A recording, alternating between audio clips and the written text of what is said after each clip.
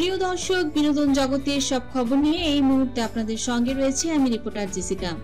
Superstar Shakib Khan এবং শবনম বুবলির মধ্যে এখন সম্পর্কটা ঠিক আগের মতো নেই। এদিকে নায়িকা শবনম বুবলি এখন হাতে তেমন কোনো কাজ নেই। শবনম বুবলির এখন ভীষণ অর্থকষ্টের সময় পার হচ্ছে।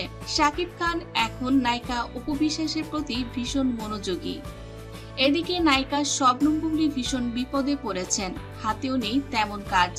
সন্তানের স্কুলের পড়ালেখা এবং নিজের লাইফস্টাইল মেনটেন করতে করতে তার হাতে যে জমানো কিছু টাকা ছিল সবকিছুই শেষ হয়ে গিয়েছে।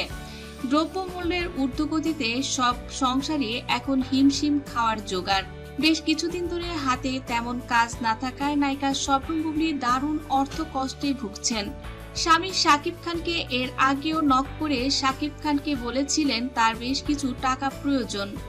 শাকিব খান যেহেতু বলেছেন বুবলির কোনো দায় দায়িত্ব শাকিব খানের নয়। এদিকে তার লাইফস্টাইল নিয়ে শাকিব খান এর আগেও ভীষণ বিরক্ত ছিলেন, কেন তার এত কিছু কিনতে হবে ধার দেনা করে। এদিকে শবনম বুবলি বেশ কিছুদিন ধরে শাকিব খানের কাছে লোনের টাকা চাইছেন।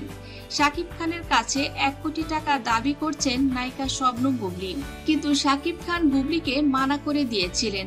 শাকিব খান বলেছেন সন্তানের ভরণ পোষণের জন্য যতটুকু দরকার সে শুধু ততটুকুই দিবে। মাসে 2 থেকে 5 লাখ টাকা, এর বেশি শাকিব খান বুবলিকে দিতে পারবেন না। হাতে যে কাজগুলো ছিল সে কাজ থেকেও এখন কোনো অর্থ পাচ্ছে না শবনম বুবলি। রিভেঞ্জ সিনেমাটি ফ্লপ হওয়ার পরে রোশন এবং বুবলির উপর ভীষণ বিরক্ত পরিচালক ইকবাল ঘোষণা দিয়েছেন তিনি পরবর্তী যে সিনেমাটি বুবলির সঙ্গে হওয়ার কথা ছিল সেই ছবি থেকেও তাকে বাদ দিয়েছেন। আর ইকবালের দেখা দেখি অনেকে যারা বুবলির সঙ্গে সাইনিং করেছিল তারা সবাই মুখ ফিরিয়ে নিয়েছে। কিন্তু ব্যাংক থেকে ভীষণ চাপ দিচ্ছে বুবলিকে। কিছুদিন ধরেই ব্যাংক থেকে ফোন দেয়া হচ্ছিল। 3 মাস ধরে নায়িকা শবনম বুবলি ব্যাংকের কোনো কিস্তি পরিশোধ করতে পারছেন না। স্বামী শাকিব খানের কাছে লজ্জায় তিনি বলতেও পারছিলেন না। অবশেষে একদিন ফোন করে 1 কোটি টাকাও দাবি করেছিলেন, কিন্তু শাকিব খান বলেছেন তার সঙ্গে তার কোনো সম্পর্ক নেই, সে এই টাকা বুবলিকে দিতে পারবে না।